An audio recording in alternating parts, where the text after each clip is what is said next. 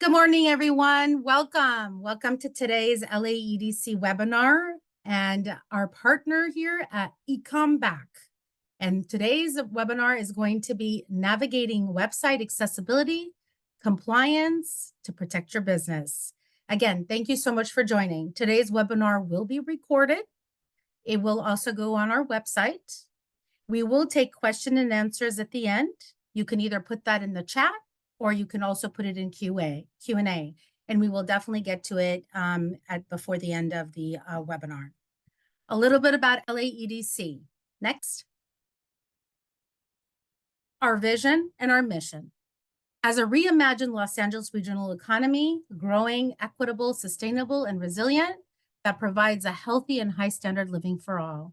What is our mission? It's to reinvent our economy, to collaboratively advance growth and prosperity for all. Next. Welcome again. My name is Seda Zarabian, and I am one of the regional managers here at LAEDC of the Business Assistance Program. Next. I would like to also introduce you to my colleague, Larry Solak, who is also our regional manager. Thank you, Larry. Next. Wanted to talk to you a little bit about technical assistance. What is technical assistance and business assistance? So what does technical assistance offer?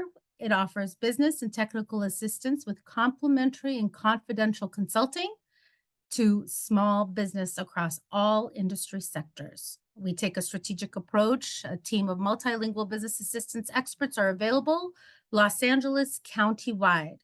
We help businesses overcome challenges so they can sustain, grow, and hire with resources, including workforce training and development, permitting assistance and expediting, tax incentives, financing resources, access to capital, grant and loan opportunities, site selection and relocation, connections to public-private resources and cities.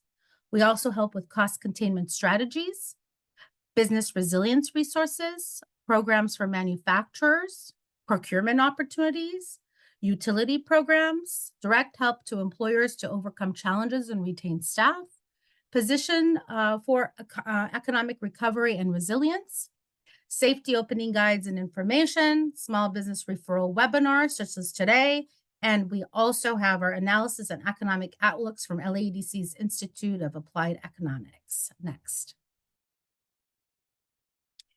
And these connections to resources, Larry, please go ahead and talk about connections to resources. Hi, everyone. My name is Larry Solak, also a regional manager with LAEDC. If you are in need of any resources, that's what we're here to do and help you with, whether that's with permit assistance, going directly to the city or the county, or any of the other agencies that are involved to help you guys get those permits and expedite them as well as we can. Any financing that you guys are looking for, whether that be access to capital through loans or grants, we're here to assist with that. If you're having issues with any of your utilities, we're here to help you with energy efficiencies and helping you guys work on those programs with you to make sure that you are not falling behind on your bills, or if you need assistance with anything, we're here to help you with that. If you're looking to fill jobs, train, or develop your employees, we are here to assist you with any workforce opportunities that are available to you through the city and the county. Our own in-house economics development or data team is here to assist with reporting. Industry specific, if you're looking for real estate, we're here to help you guys with that and with what's available throughout the city and the county and any forecasting and demographic data that you may need. And then finally, if you're looking to reduce your bottom line and reduce risk, we have different organizations that we work with to help you guys with that, either through CMTC, which is a manufacturing organization to help you with lean manufacturing, or if you're looking to work on workman's comp or unemployment benefits, anything that you guys need to assist with your HR issues and challenges. And then next, we want to wish you or welcome you guys to the program today. We are going to have you guys meet our team here from EcomBack. I'm really excited to introduce them today. They are, EcomBack is one of the few web development companies in the US that specializes in ADA compliance for websites. They're based right here in the San Fernando Valley, and their company audits, fixes, and certifies websites for accessibility. Their founder and CEO is Nayan Padre, Nyan runs an e-commerce business in Los Angeles and started EcomBack initially as an in-house agency, but then he soon expanded it to help other businesses who need web services. He's been a vocal advocate for small business in California and Los Angeles. Hassan Rana is a partner at EcomBack. He leads the website accessibility team. His team has helped over 350 businesses make their websites accessible in the past few years. And with that, I'd like to turn it over to our partners at EcomBack. You guys can take it away. Let me see if I can turn my screen on and everything. All right, can you see and hear me? Yes. All right. Hi, everyone. Thank you for joining the webinar today. My name is Nayan. I'm based right here in Canoga Park, which is where I have my main office, and our back-end office is in Lahore, Pakistan, where Hassan and Aziz are based, basically. So I'll just give you a little bit of a background on EcomBack uh, and what we do, basically. So, like I said, my name is Nayan. A few years ago, a business I own was sued for website accessibility because there are about 4,500 lawsuits filed every year and tens of thousands of demand letters sent out to businesses by attorneys who specialize in accessibility litigation. So when that happened to a business I own, I had to do a few different things. One is deal with the lawsuit. I had to deal with making sure that the various websites that we own are accessible and understand the compliance risks of running anything on e-commerce, which have become greater and greater over the past few years with all kinds of legal ramifications and compliance issues. So what I did was I built the team in-house at EcomBack with Hassan, and we essentially had to remediate several websites that we own, along with websites that we have for our clients. And during that process, we didn't have this expertise initially. We had to develop it because there's very few people in this country who know this space very well. But we were able to do that by hiring and training our existing developer staff and content staff. And at the same time, I'm based in Los Angeles. I'm actually a filmmaker. I moved to LA after making a feature film, and I started my e-commerce business essentially as a side hustle, and it grew into a much bigger business than I ever anticipated. And at that point, we needed to have our own web team, so that's when EcomBack was born. So what I did was I started making a documentary film called Blindsided, which is almost done. And the film exposes what I think has been happening in the name of the ADA is that plaintiff lawyers have been able to use the law to sue businesses, rightfully or wrongfully in many cases. And it's become a niche industry that a lot of businesses only find out about when they actually get hit with litigation. So that's kind of the genesis and the origin story. And essentially, what happened was while making the film, met a lot of attorneys, and many of the attorneys I met asked me, "Hey, what are you doing to fix your website issues? Because we have clients that are getting sued repeatedly." So we showed them our compliance program, and a lot of them said, "Hey, can your team start helping some of our clients that are having this issue?" So that's how we developed our compliance program, was in collaboration with businesses, with people with disabilities, and with attorneys to ensure that we can offer a very easy to uh, understand and reduce the complexity of how to accomplish accessibility on the internet. Um, I'm gonna have a son join in a second, but I just wanted to go over why accessibility matters. I mean, two things can be true at the same time. The world needs to be accessible, and litigation is probably not the best way to do it. But 1 in 4 people in the US have a disability. Um, and disabilities range from all kinds. They go from hearing to visual disabilities to motor disabilities. cognitive disabilities, and so forth. But what you want to do is make sure that, especially any digital asset that you have, whether it be your website or your mobile app or your PDF or a video or images, those have the necessary code and content so that assistive technology, which is what Asan's going to talk about now, can read them or view them. And it's important because the ADA, especially in California, and I'll just jump to that in a second. In California, businesses that have a physical presence are required to make sure that their digital content is accessible. So you have to protect yourself from this kind of risk that is out there.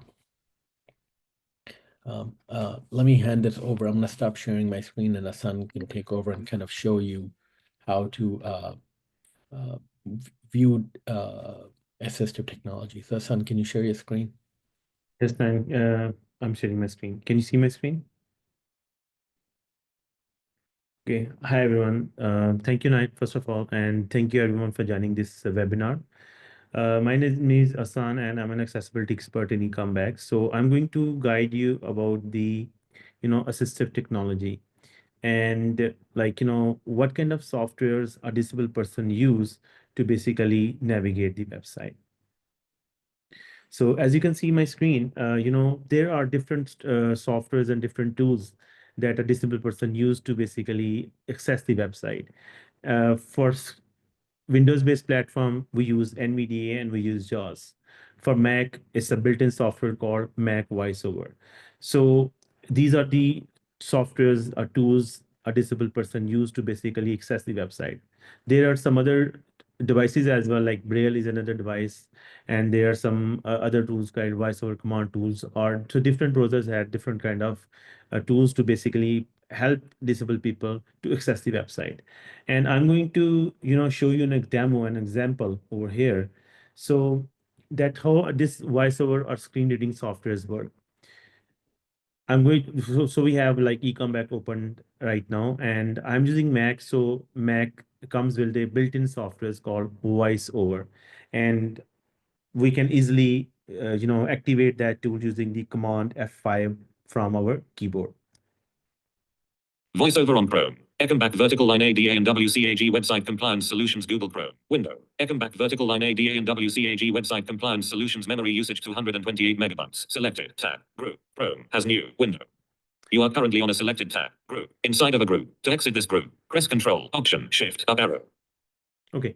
So as you can see, when I turn that on, first of all, the voiceover gave me the information that what kind of website is that and what services we are offering. Obviously, this is in the title of the website.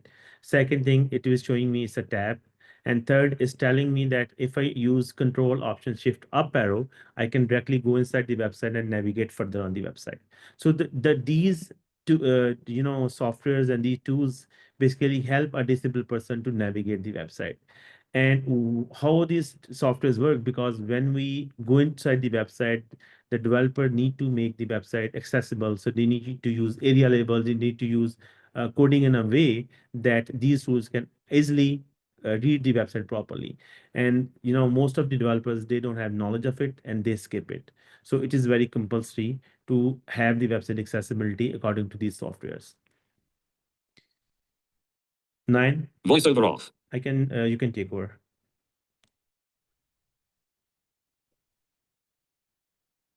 Okay, there we go.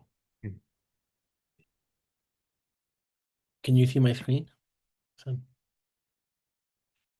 Yes, 9, we can see.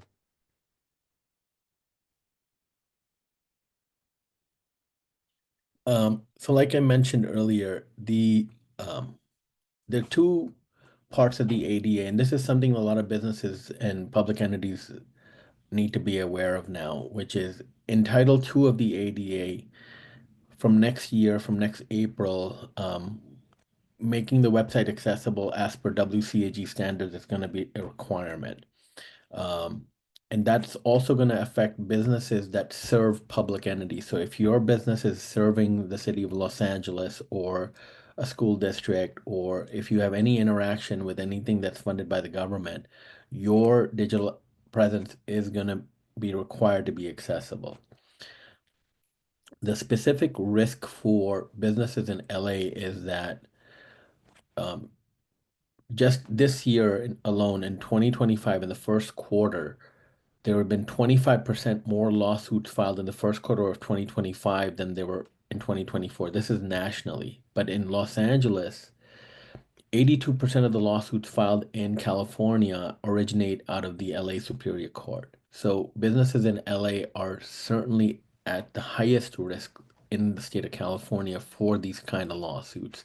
And the ones that are the most vulnerable are the ones that have a brick and mortar. So a restaurant with a ordering app or a website. So any brick and mortar business has the most vulnerability in California. And some of the things that need to be accessible are things like low contrast, which is, you can see here, a sunglass image with text that's barely readable. So that's low contrast. You have missing alt text, which is not defining what a button or what an image is supposed to basically say to the screen reader, because the screen reader can only read what's presented to it, other than through some new AI technology where it can gather that information. But essentially, the business owner needs to make sure that images that are on your website or on your social media have alt text. Then you have inaccessible forms and pop-ups. So if you have a business that's, say, a real estate business, and you have forms on your website, those forms that people fill out need to be accessible and they need to be fillable. The same thing with videos and captions. You need to make sure that your videos have captions or transcripts. Ideally, they should have audio description.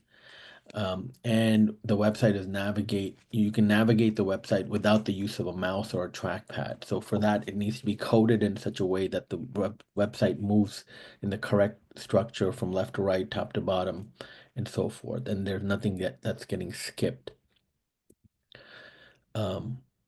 The common question that people ask is, well, okay, that's all great. How do I make my website accessible? And for that, there is something called the Web Content Accessibility Guideline, which is created by the W3C. And why this is important is that almost 99.9% of lawsuits that are filed reference the WCAG. In essence, they're stating that if your website were to follow the guidelines of the WCAG, it would be accessible. And because you're not doing that, you are therefore discriminating. That's the fundamental basis of a majority of these lawsuits. So it's very important that these guidelines be followed. These guidelines are not the law, but they've kind of been adopted as the law at this point. And one of the main things that we see is, and it's something that I had done as well, which is people say, okay, how do I fix this? How do I add accessibility? And oftentimes you'll see like a little icon on a website that's the wheelchair symbol or an icon like this. And those things are called overlay widgets. Most businesses think that they're doing the right thing by installing something like an overlay widget, assuming that it's going to make your website accessible. But what's happened is there's been a lot of aggressive marketing around these tools, and oftentimes these tools don't work. They actually create more problems than they solve. So we don't advise using overlay widgets, and recently the FTC had fined one of the largest sellers of these kind of tools $1 million, or required them to pay $1 million as a settlement amount, I should say, for claims that their tool works in a way that it doesn't. And that's the same thing that's happening across other tools as well now, where they're getting taken to court, challenging the validity of their claims that they're making. So adding a quick fix is not going to make the website accessible. What is going to make the website accessible is ensuring that you do a proper audit. And these are the services that we offer. There's a proper audit using manual and automated testing. So one of the critical things to understand is automated testing usually only catches about 30% of accessibility errors. The rest have to be manually checked because there are some things that are subjective in terms of what is or isn't usable, what is or isn't accessible. Then fixing those issues at the code level. So once you fix it at the code level, unless the code drastically changes, your website will be accessible from a technical point of view. But you have to look at accessibility as two buckets. There's code and there's content. So the developer can fix the code, but the content is usually the responsibility of the person who, the folks running the website. And that's where text, images, and all the visual elements come into place. And those have to be created in such a way that the assistive technology can interact with them. What we also do is, while making our own websites accessible and creating the process for ourselves, what I did was I went out and met a lot of people with visual disabilities to understand what it is that they need. And through that, we tied up with certain organizations that train people with disabilities for jobs. And we employ these people now to test websites for us on recorded sessions so that you have validated user testing from a third party saying, yes, I was able to use your website. I didn't have any issues. There is no national certification, but the certification can be done through vendors like ourselves, where our experts are certifying that to the best of our abilities, this website has been made accessible. There are things that you can't fix because those are controlled by third-party software, but whatever you as the author can control should be accessible. We advise publishing an accessibility statement that we offer and having a feedback form that folks can fill out and say, okay, I wasn't able to use your website, or this page, it wasn't working for me, etc. We also provide periodic reviews. So we believe at least once a quarter, the website should be checked because technology is moving very fast. Every day, every week, code changes are happening behind the scenes that you may not even be aware of if you're using any CMS platform like a Shopify or WordPress, WooCommerce, Square, any one of these tools, or the apps that are being used on these platforms. So having a periodic check is very important. And then training and guidance as to what to do. And we're providing some of that guidance here in this call that we'll be able to share. What are the benefits? So obviously there's a cost to doing this, but the IRS actually offers up to $5,000 back as an actual credit that you can claim. So I think you have to spend over if you spend $10,000, you get 5,000 back. If you spend 1,000, you get 500 back. There's a minimum, I think, of $250, but in most cases, half of what you're going to spend, you're going to get back as an actual credit to be applied at your tax return. And it's a simple form 8826 that any accountant can fill out. It obviously, making your website accessible expands your consumer base, because what it also does is it cleans up the code of your website. So when you clean up the code of your website, you're making the website more readable and more, what is the word for it? Search engine, the SEO, it's basically you're boosting your SEO because the website's code has been cleaned up. And obviously you're protecting yourself from lawsuits. There's never 100% on this aspect. I want to be clear about that, but 99.9%, if you have done the basics, you shouldn't have an issue with the future claim. We've created a special offer for LAEDC members. One is that we're going to provide a free 1-hour audit. You just have to get in touch with us through the LAEDC or directly and let us know that you're a member, and we'll give you a free 1-hour audit. Well, we'll check the website and tell you what's wrong with it or how it can be fixed or what are the issues there. We're also going to be offering a 10% off discount for the members.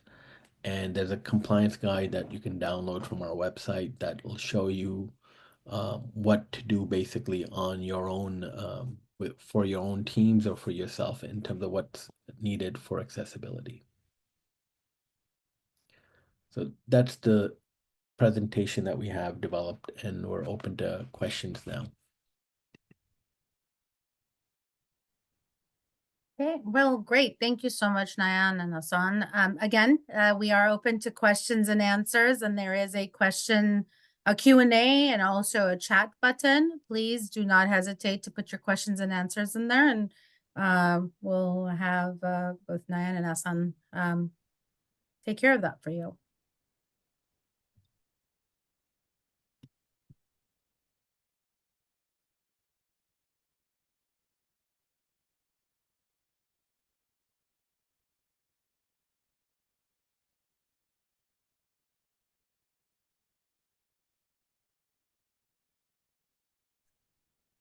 Larry, do you see any questions on your end? I don't yet. Oh, there's something in the Q&A right now. It says, I am a tiny business with little to no capital. What is the best way to get started with making my website accessible? So, what platform? It depends on the platform that you're on. Are you using like a WordPress or Shopify or any one of these?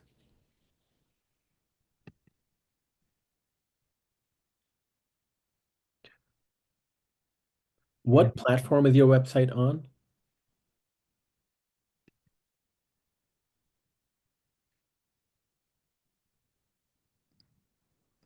Mine is WordPress. Oh, it's WordPress, sorry. They're on WordPress, yeah.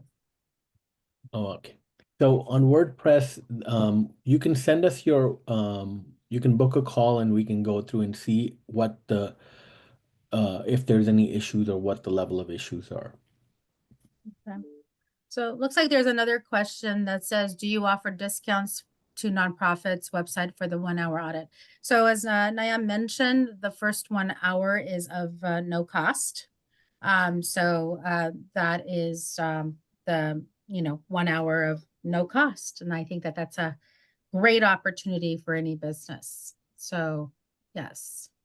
And also to answer the previous question, you can download, you can use this Chrome extension called Wave, that's WAVE. It's developed by, I believe it's University of Utah, if I'm not mistaken. But Wave is a free tool that anyone can use to get automated testing, just the basic testings. You can also use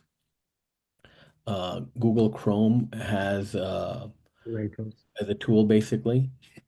What is it called, Hassan? Google Lighthouse. And Google Lighthouse. there's a training video on our YouTube channel as well. You can go on youtube.com/EcomBack. And there are many helpful videos like, how you can check your website for accessibility, how you can use a Wave tool, how you can use the Google, Google Chrome to check the Google Lighthouse. So lots of helpful informations are there.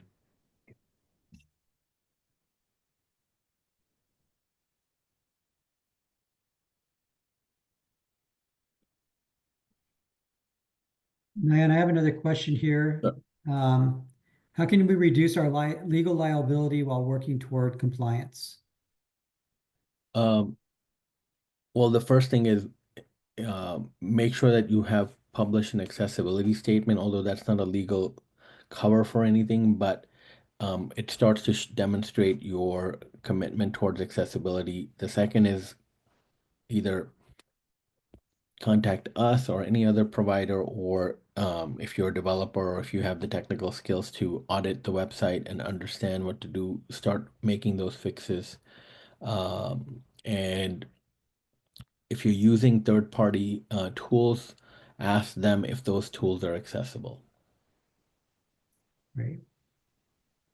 There's another question here. Do you have any design resources that teach ADA compliance designs for communications? Yes, I believe on our YouTube we have some, and there's plenty of information out there on the internet for when you're talking about design. Are you talking about graphic design? In terms of design, you have to follow the WCAG guidelines. Those guidelines are publicly available, but to just give you a quick answer, making sure your contrast levels are correct, making sure your fonts are readable, ensuring that you're not creating when it comes to communication, if you're doing a video, for example, ensuring that the video has a transcript or an audio description where necessary. So following those basic things will definitely help towards being accessible. If you're posting on social media, use the alt text features, things like that. And also, what I will say is for the design part, what a lot of folks get stuck on is how to write alt text. And ChatGPT does a fantastic job now of you upload the image, and if the image, suppose it's a business and it's making a banner for a Mother's Day sale, for example, you upload that image and it'll tell you what the alt text should be. Obviously, you have to read it and validate it, but you can write pretty darn good alt text using the help of ChatGPT. And we have a link for that also that we can share with you on how to do that. Wonderful. Thank you, Nayan. Also, everyone, unfortunately, chat is not taking Q&A, but Q&A is taking Q&A. So, but there is a comment, and this has been so helpful. Could you please reiterate what you said about using platforms like Square and Shopify?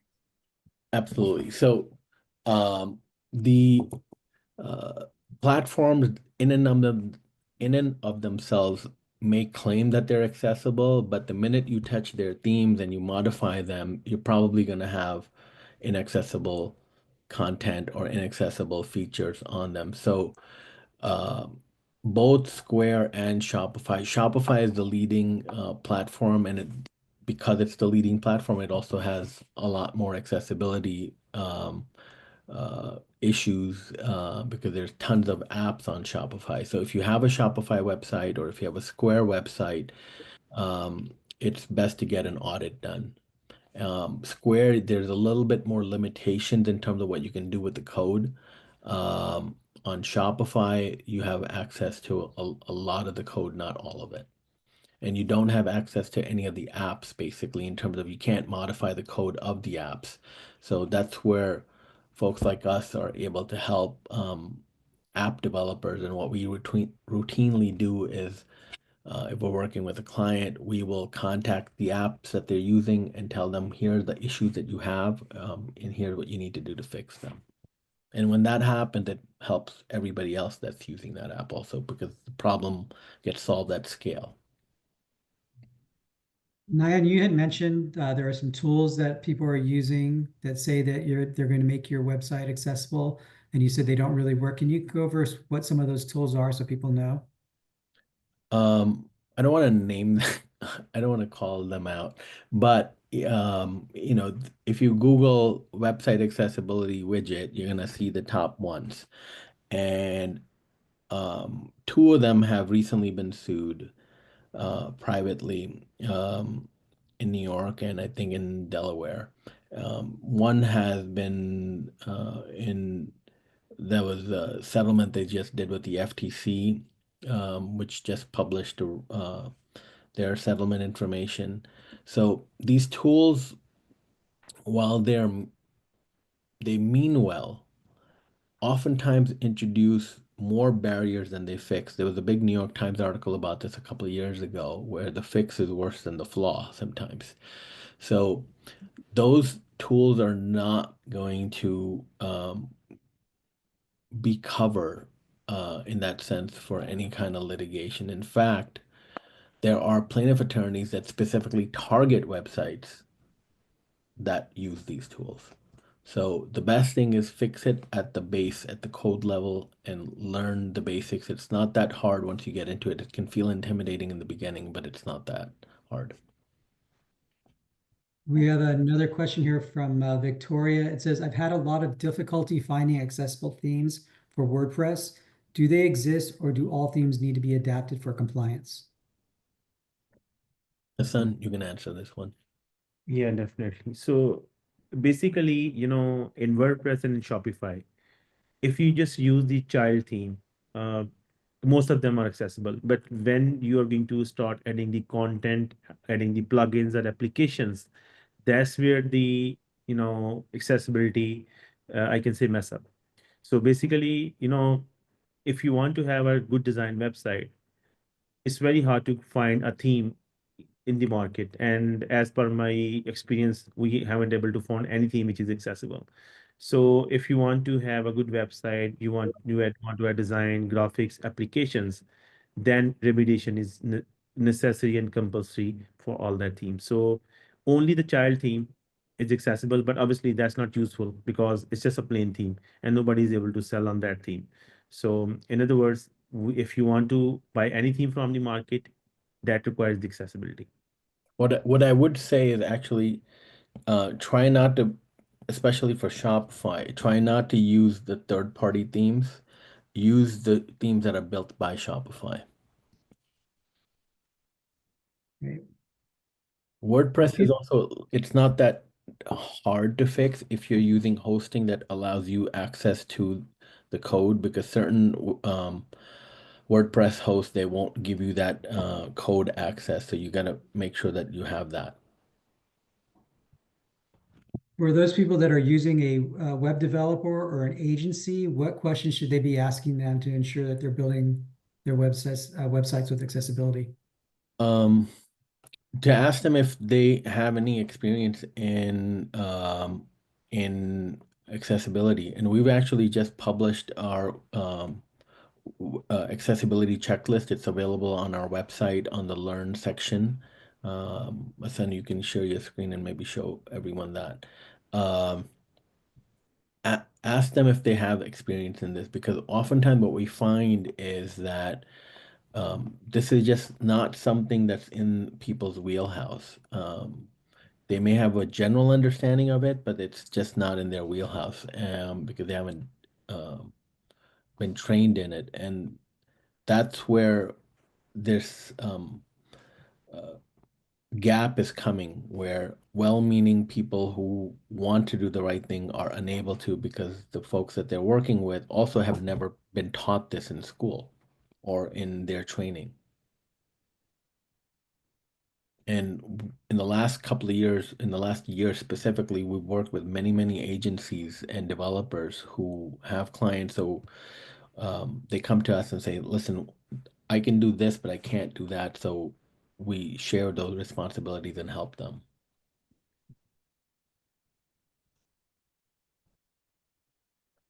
Great. If you're working on a oh, here's a question right here. For a small business that is in general, what is the general price range we were talking about to fix their website? Can you give a ballpark? Yes, Nan. So basically, yeah, Nan, you can do it. It depends on which platform the website is based on, Kelvin. But it can range between I'll say majority of it could be done between $2,000 to $4,000. Sometimes less, sometimes more. It all depends on the complexity and how many pages you have, how many templates you have, and how much legwork there is to be done.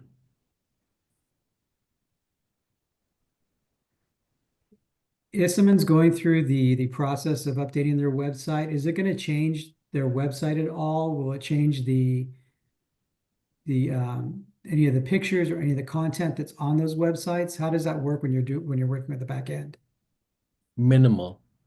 Usually it's minimal. Usually it's color contrast, where say you have a light blue background and then you have text that's kind of two-tone and it's hard to read that text.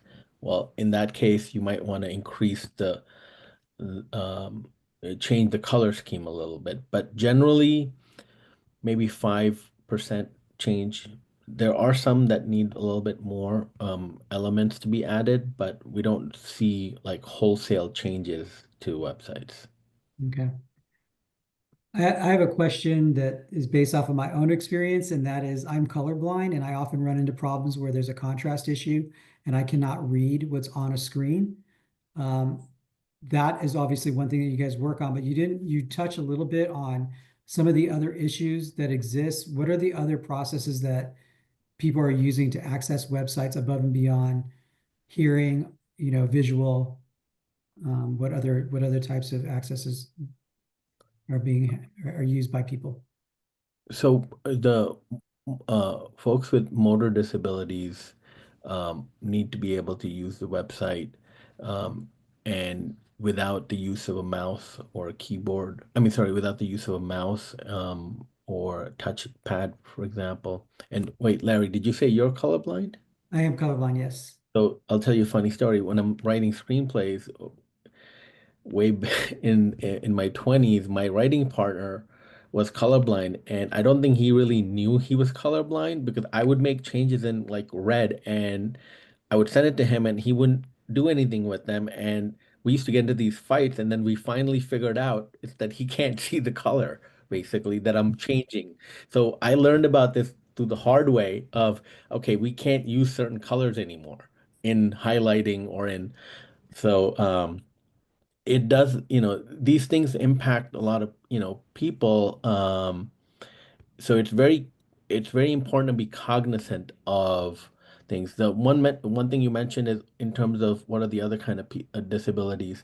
So last year, if I'm not mistaken, there was a person in New York who sued the New York State. There was an agency in New York that they sued because the way they had created their form and their structure for some benefits was so complex and written in such um, difficult language that the person, I think they had dyslexia or they had another kind of disability where using plain language to to def to mm, so it's easy for anyone to read and understand is so critical when it comes to accessibility because oftentimes um, and now that we're using ChatGPT a lot to write content, it becomes, it's much easier than it used to be, but ensure that whatever you're putting out is not full of jargon that no one can understand. And it should be easy, step by step, make it simple, basically. That is a very common disability that not a lot of people know they have or acknowledge that they have. But if you make it very complex, people are just going to move on or they're not going to interact with you. Does that make sense? Yes. What is a typical timeline when somebody starts the accessibility process? How long does it usually take from start to finish? For us to remediate a website, it can be 2 to 6 weeks generally. So in the first couple of weeks, a lot of the folks who come to us are going through litigation. So in the first couple of weeks, we deal with all of the low-hanging fruit issues. So we'll do the audit and our team will go and do all of the quick fixes.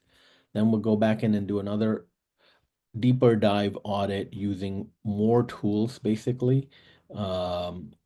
And then we do a manual review and manual test, basically. And then we'll do a blind user test, basically. So it can take 2 to 6 weeks, typically around 3 to 4 weeks. It can take longer also when you're dealing with third-party applications because we can't control the timeline on that. Only they can. So, but that's the general range. Basically, the major issues can be taken care in first 2 weeks' time, and after that, we can, discuss with the third-party application, documentation, and the stuff. And we just created this actually, Larry, and Sita, based on our discussions a few weeks ago. So if you scroll down, and this is available on our website for everybody to use, but what we've done is created a simple checklist using the most common pages that you find on e-commerce websites or on any content website. So you have your home page, product page, collection page, content page, blog page, and contact form. And what are the elements on these forms that need to be accessible? So we've created this as a tool for you all to use, and you can also download this as a Google checklist or save it as Excel for yourself, and it's broken down. And it's also has what we've tried to do is assign the responsibility. So who's typically responsible for this element? So there was a previous question on how can I kind of get started with my accessibility journey. You can follow these steps and it tells you, we've tried to boil this down. We've tried to boil down all of the guidelines into very easy to understand and usable format.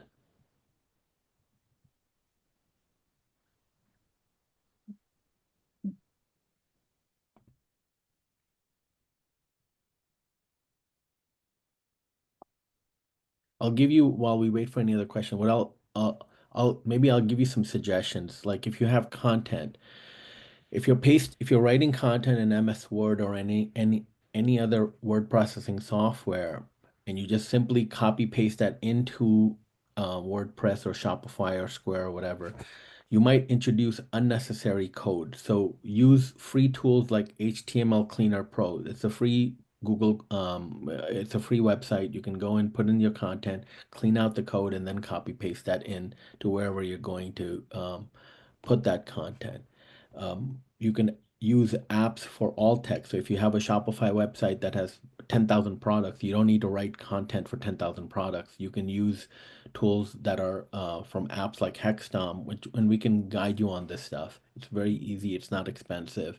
And those kind of apps can generate all text across all of your products based on certain rules that you set, or it can be done using coding as well. So these are some basic things that are on our checklist that you can use. Then there was another question about uh, uh, what to how to make your website accessible that we always get asked. Is you can use tools like Wave and Lighthouse, and you can see this video here on the EcomBack YouTube channel for how to do that. So there are, there is some work that needs to be done. You got to kind of understand it, because one of the main things that we see often is accessibility isn't a one and done thing. It's not a set it and forget it. You have to be involved in it because you're creating content on a daily basis, usually, or on a weekly basis. So you got to understand how that content is going to live on your digital property or on your social media and so forth.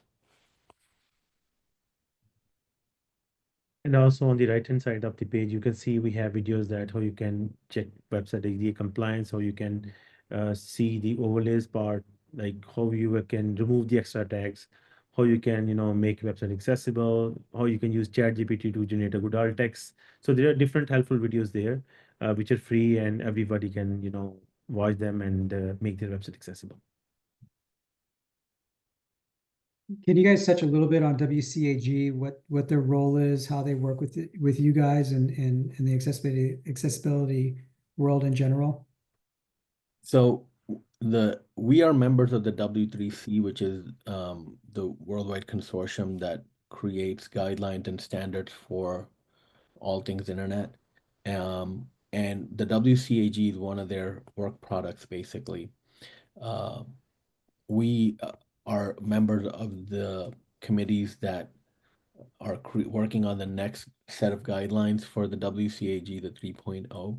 But the 2.2 is the WCAG 2.2 AA is the most preferred level of conformance that you should aim for.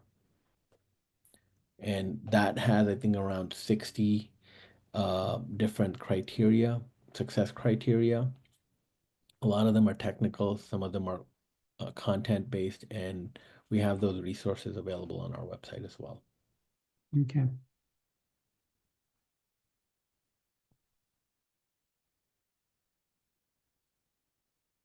You were touching on some of these lawsuits that are happening.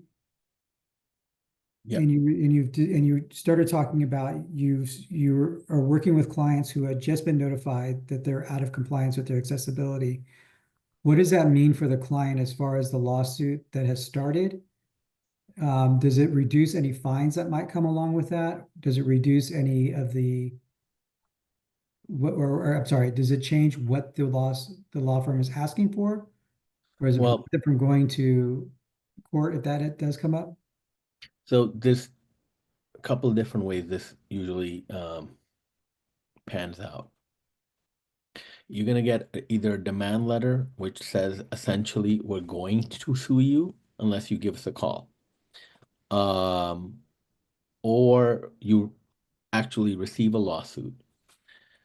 In California, California has incentivized these lawsuits by putting in place statutory penalties. So you're gonna pay a minimum of $4,500 to the plaintiff. And then the attorney is probably gonna ask for $10,000. So you're gonna be in for at least $10,000 to $15,000 is the general range, depending on the law firm, that one might wind up paying in California.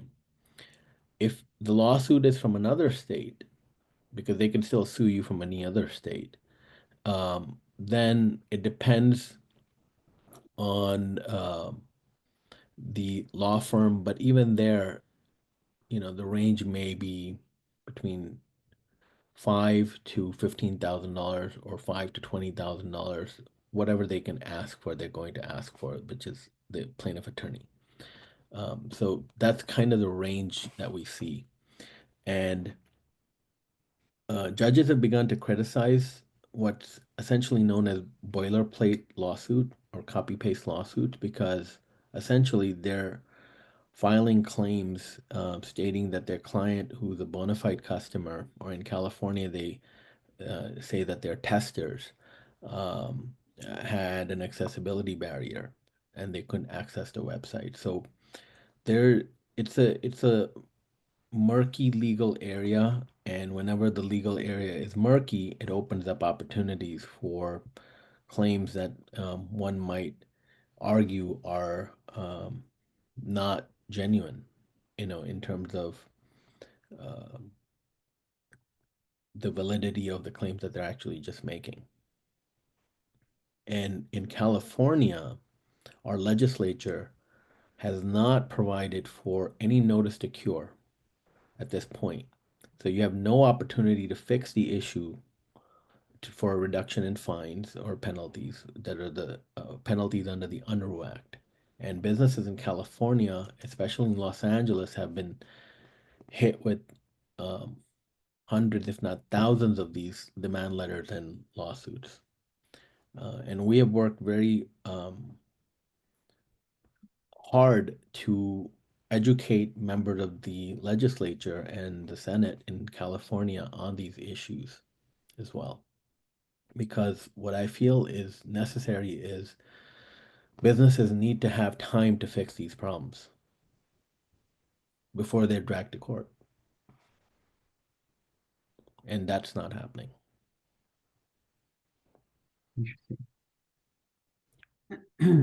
You also have other issues that are being worked on right now in California, which is privacy claims. So make sure that your website has a privacy app where you're collecting consent. Because that's another area in which there's a lot of litigation happening at this point. I know the legislature is working on a bill to help stop that, but that's still a bill at the moment. Great. I think one last question for you guys before we're out of time here today. And thank you so much for providing your insight on all of this. Once you are in compliance and you're moving forward with your day-to-day activities, how often should businesses be checking their sites, and what processes should they be going through to make sure they don't fall back out of compliance? At least every 3 months.